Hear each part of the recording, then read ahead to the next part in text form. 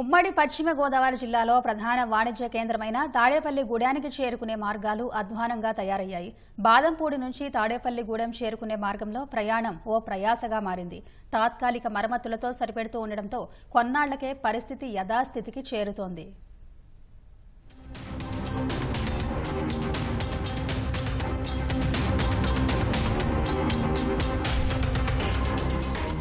విజయవాడ నుంచి పశ్చిమ గోదావరి జిల్లా తాడేపల్లిగూడెం రావాలంటే వాహనదారులకు చుక్కలు కనిపిస్తున్నాయి. తాడేపల్లిగూడెం మీదుగా వెళ్లే ప్రత్తిపాడు బాదంపూడి రహదారి సుమారు 12 కిలోమీటర్ల మేర ఉండగా ఇటు తణుకు అటు ఏలూరు వెళ్లేందుకు ఇదే ప్రధాన మార్గం కావడంతో రోజూ వేలాదిగా వాహన రాకపోకలు సాగిస్తుంటాయి. కొన్నేళ్లుగా ఈ రహదారి అభివృద్ధికి నోచుకోకపోవడంతో ఎక్కడికక్కడ గోతులు పడి ప్రమాదకరంగా మారింది. గత ప్రభుత్వం అనేకసార్లు రోడ్లపై గోతులను పూడుస్తూ వచ్చినా నూతన రహదారి నిర్మాణానికి ఆలోచన చేయలేదు.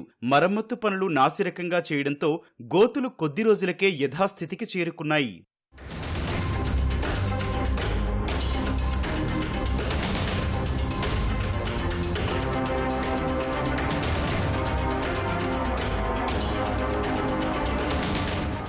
జాతీయ రహదారి నుంచి తాడేపల్లిగూడెంలోకి వెళ్లే రోడ్డు అధ్వానంగా మారడంతో పట్టణంలోకొచ్చే బస్సుల సంఖ్య కూడా తగ్గిపోయింది. గూడెం నుంచి విజయవాడకు 5 సర్వీసులు మాత్రమే ప్రస్తుతం అందుబాటులో ఉండగా అమలాపురం, కాకినాడ, రావులపాలెం డిపోల నుంచి విజయవాడకు వెళ్లే బస్సులు చాలా వరకు గూడెం రావడం లేదు. జాతీయ రహదారి మీదుగా విజయవాడ చేరుకుంటున్నాయి. పూర్తిగా పాడైన ఈ మార్గంలో ఇప్పటికీ కొత్త రోడ్డు నిర్మించే ఆలోచన చేయలేదు. మరోసారి గోతులు పూడ్చి మరమ్మతులు చేపట్టినా పరిస్థితి మళ్లీ మొదటికొచ్చింది. విజయవాడ నుంచి అమలాపురం వెళ్లే రహదారిలో ఏలూరు జిల్లా బాదంపూడి నుంచి తాడేపల్లిగూడెం మండలం పత్తిపాడు వరకు రహదారి పూర్తిగా పాడైంది. దాదాపు 12 కిలోమీటర్లు ఉండి ఈ రహదారిలో అడుగడుగునా గోతులు పడి వాహనదారులకు చుక్కలు చూపిస్తోంది.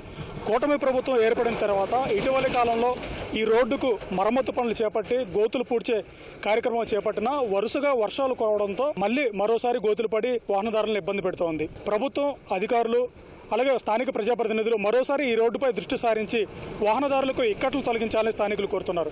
కెమెరామెన్ రమణతో ఉమామహేష్, ఈటీవీ న్యూస్, ఏలూరు నుంచి.